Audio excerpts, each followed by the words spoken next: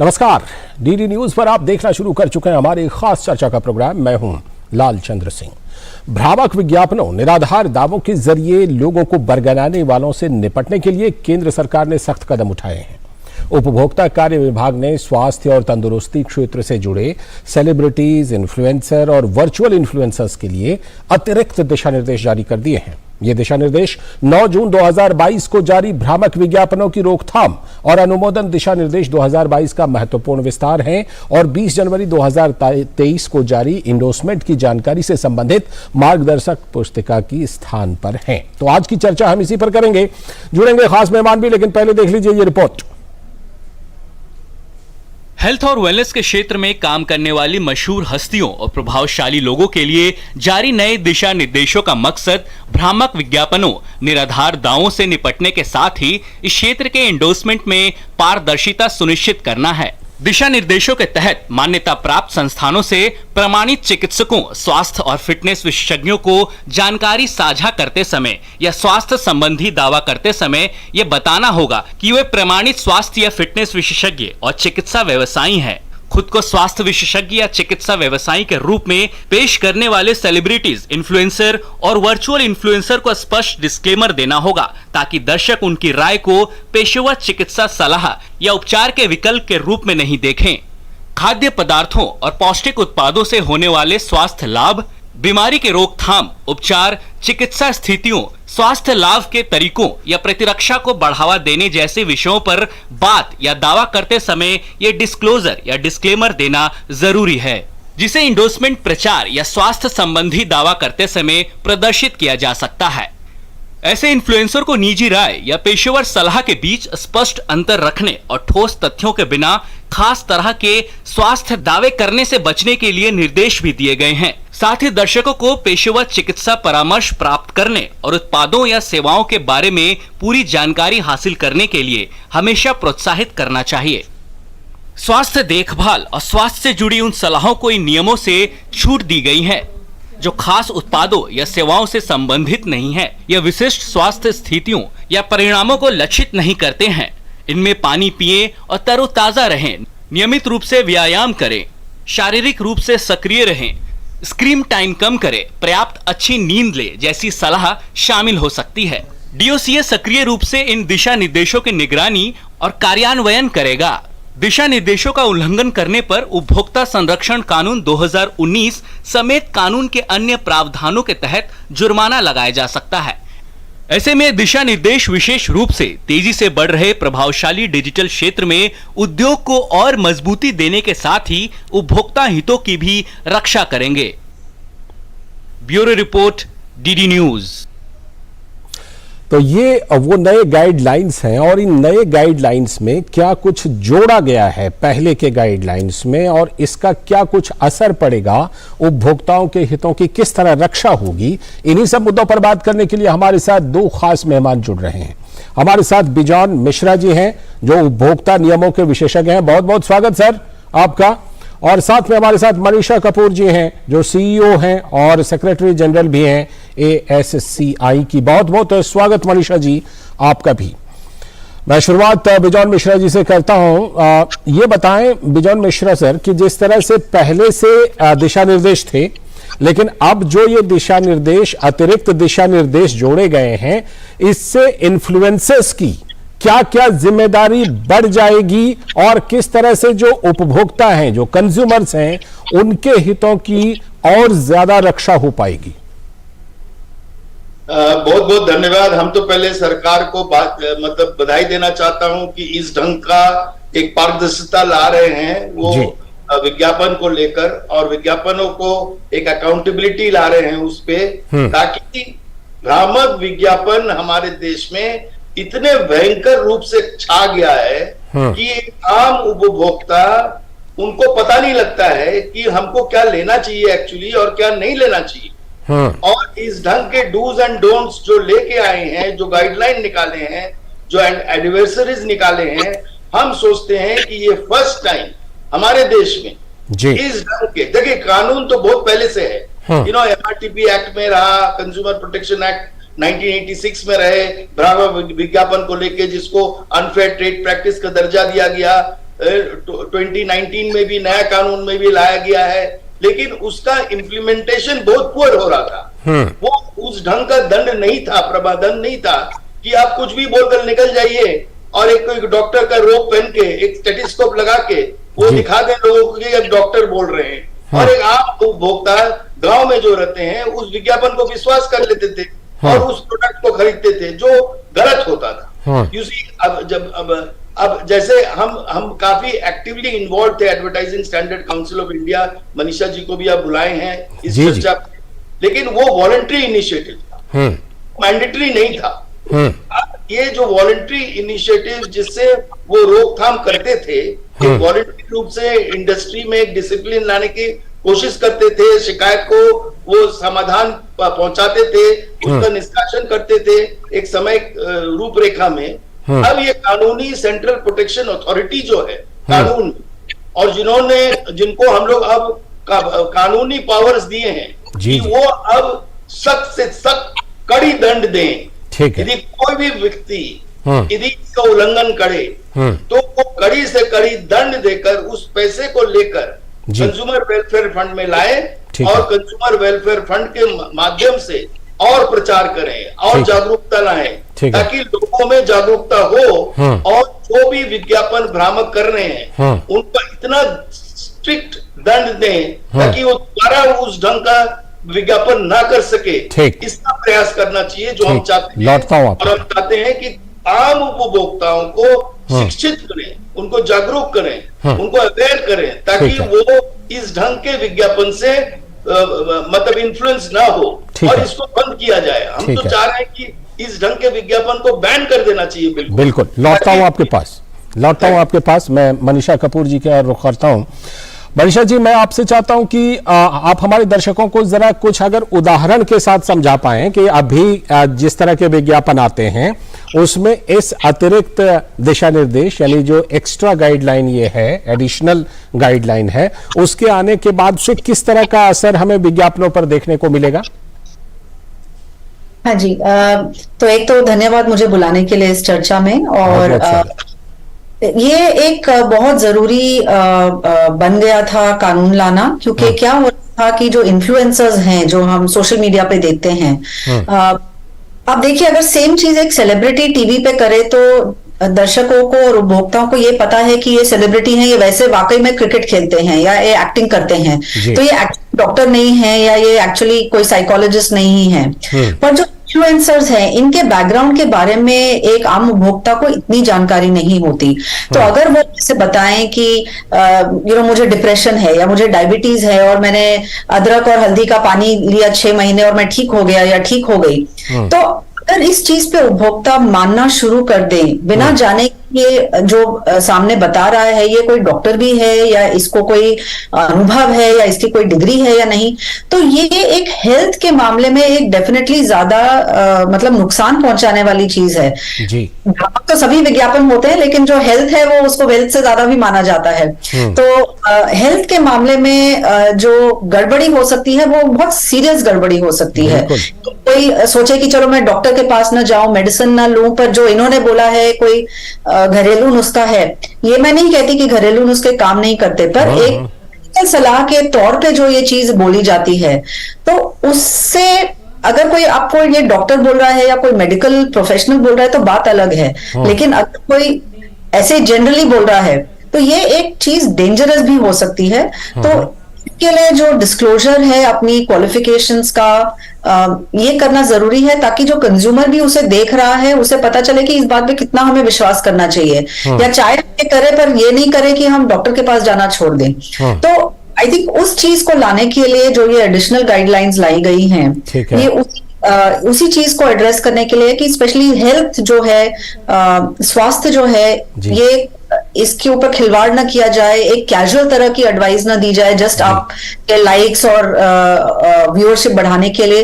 ये चीज सीरियस है तो ये सिर्फ मेडिकल प्रोफेशनल्स ये एडवाइस दें।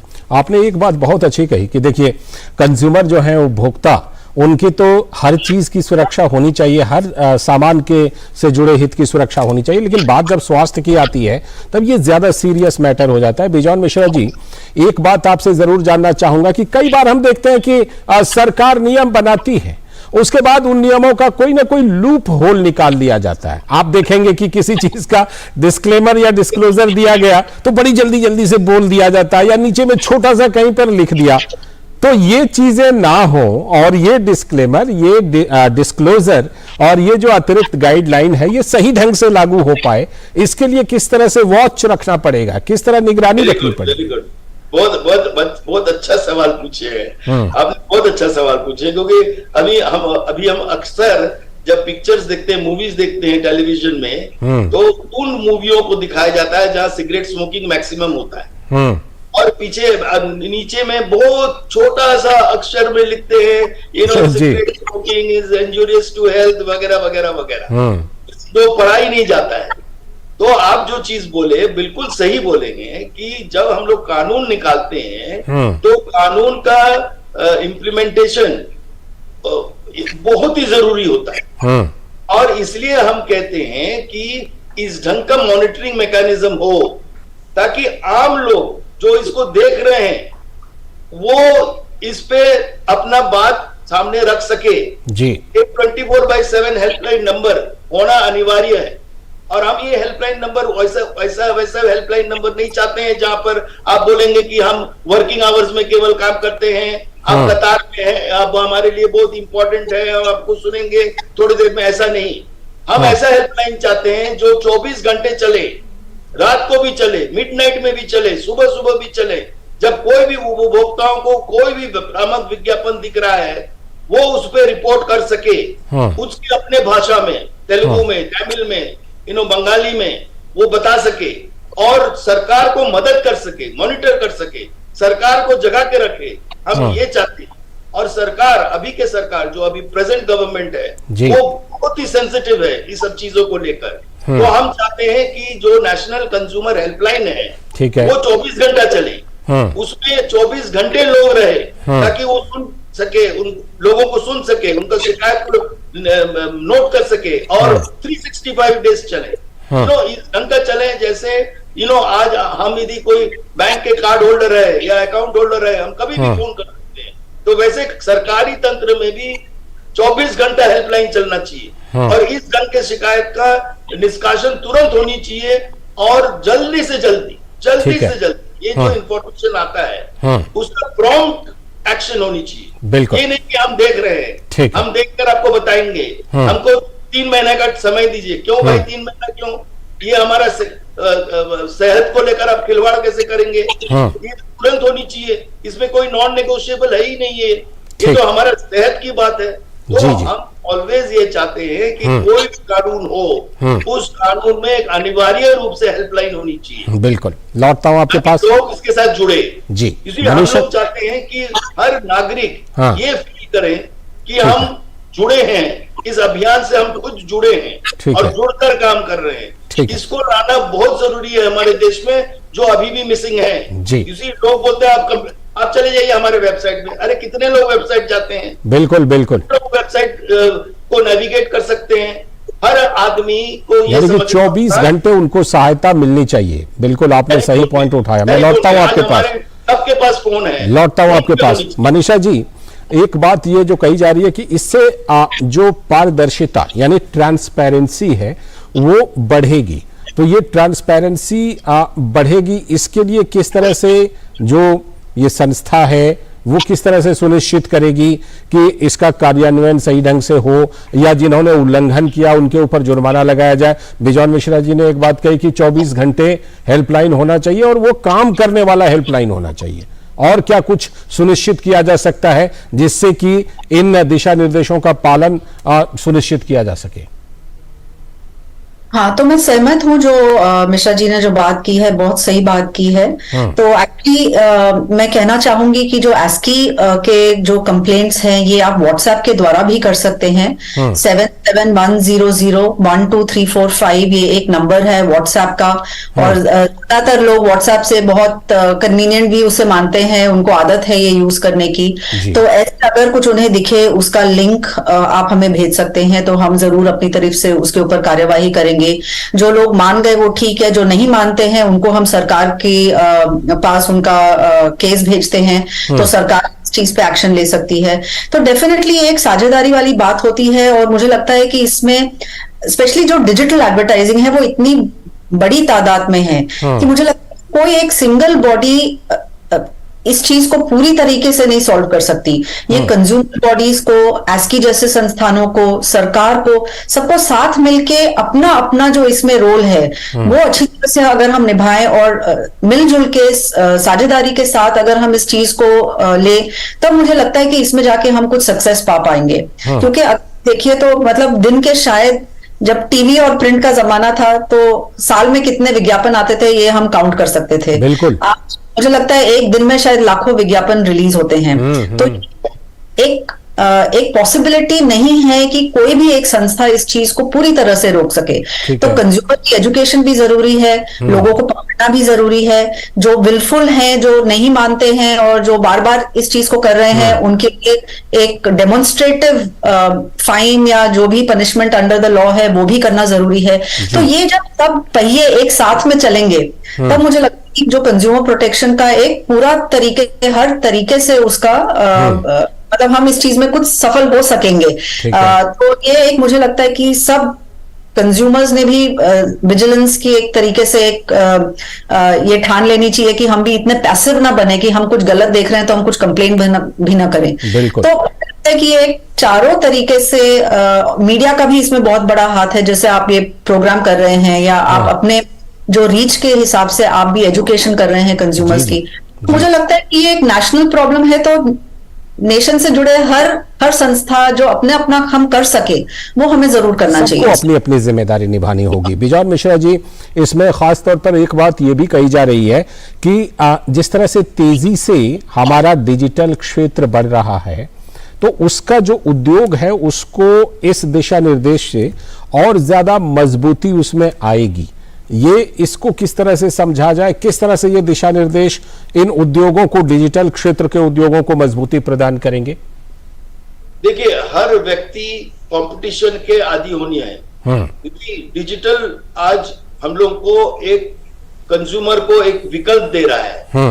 अच्छा विकल्प देते हैं, ऑप्शंस देते हैं, चॉइस देते हैं। और हम लोग ये चाहते हैं जो लोग सही ढंग से ऑनेस्टली काम कर रहा है, जो लोग सही अपने प्रोडक्ट को प्रमोट एथिकली करना चाह रहा है, उनको बढ़ावा देना चाहिए, उनको रिकॉग्नाइज करना चाहिए, उनको और बढ़ावा देना चाहिए। सरकार को भी मान्यता देना चाहिए उस ढंग के प्रोडक्ट्स को या उस ढंग के मैन्युफैक्चरर्स को जो लोग अच्छा सोशल मैसेजेस दे रहे हैं। जैसे इसमें लाया है, एडवाइजरी में लाए हैं कि आप सोशल मैसेजेस को आप प्रमोट कीजिए अपने ब्रांड के तहत। आप अपने प्रोडक्ट को खाली क्यों कर रहे हो, आप सोशल मैसेजेस को ले आओ।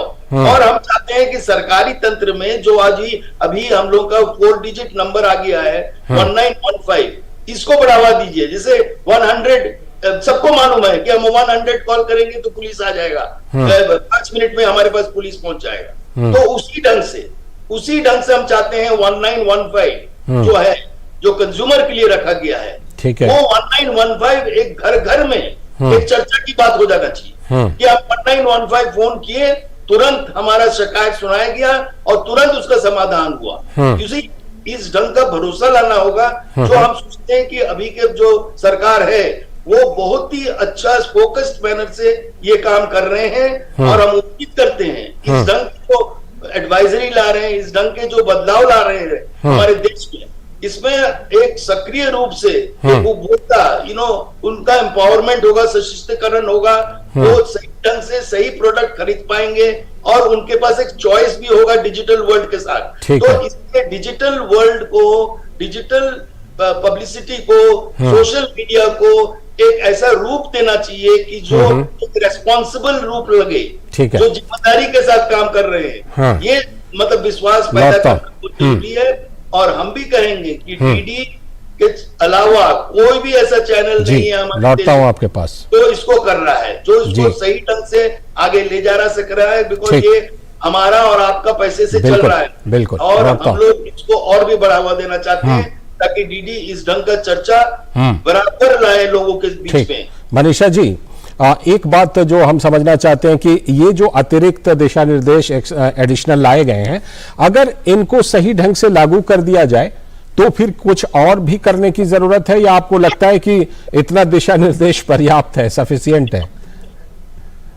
देखिए, जो डिजिटल एज में हम इस वक्त जी रहे हैं उसमें इतने जल्दी बदलाव आ रहे हैं कि जो कानून है उसको भी बहुत ज्यादा एजाइल होना पड़ेगा। जो आज का एक फॉर्मेट है या आज एक इन्फ्लुएंसर जो कर रहे हैं, हो सकता है 6 महीने बाद अब आर्टिफिशियल इंटेलिजेंस आ रहा है, एड्स बन रहे हैं, ऑटोमेटिकली मशीन बना रहा है एड्स, इंसान भी नहीं बना रहे हैं एड्स। तो मुझे लगता है कि जो कानून है उसे बहुत एजाइल रहना पड़ेगा। ये जो हम 2-2 साल में, 3-3 साल में या 10-10 साल में कानून बदलते हैं, मुझे लगता है एडवर्टाइजिंग के क्षेत्र में है ये स्पीड नहीं चलेगी, क्योंकि जो एनवायरनमेंट है वो इतना जल्दी बदल रहा है हर 6-8 महीने में। ये जरूरी है कि जो हम कर रहे हैं आज वो कल भी रेलेवेंट रहे। ये नहीं हो कि कानून जो हमने यानी जिस तरह तेजी से दौर बदलता है उसमें बिल्कुल मतलब एडवर्टीजमेंट सेक्टर तो ऐसा है कि वो बड़ी जल्दी तकनीक को अपना लेता है, तो उसी तरह से आपका कहना है कि उसी तेजी के साथ कानून को भी उतना ही गतिशील रहना होगा और उसमें बदलाव समय समय पर करने होंगे। बहुत बहुत शुक्रिया आप दोनों का, मनीषा जी जुड़ने के लिए और बिजॉय मिश्रा सर आपका भी जुड़ने के लिए और इस चर्चा में हिस्सा लेने के लिए। तो आज हमने खास चर्चा में बात की कि जो सेहत से जुड़े विज्ञापन है उसको लेकर केंद्र सरकार ने अब जो एडवर्टाइजर हैं, जो सेलिब्रिटी हैं, जो इन्फ्लुएंसर्स हैं, जो वर्चुअल इन्फ्लुएंसर्स हैं, उनकी जिम्मेदारी को बढ़ा दी है, जो कि उपभोक्ताओं के हितों के लिए एक अच्छी बात है, बशर्ते इन चीजों को, इन दिशा निर्देशों को बिल्कुल सही ढंग से लागू किया जाए। इस खास चर्चा में इतना ही। हमारी पूरी टीम को दीजिए अनुमति, लेकिन डेली न्यूज पर खबरों और कार्यक्रमों का सिलसिला लगातार जारी है। नमस्कार।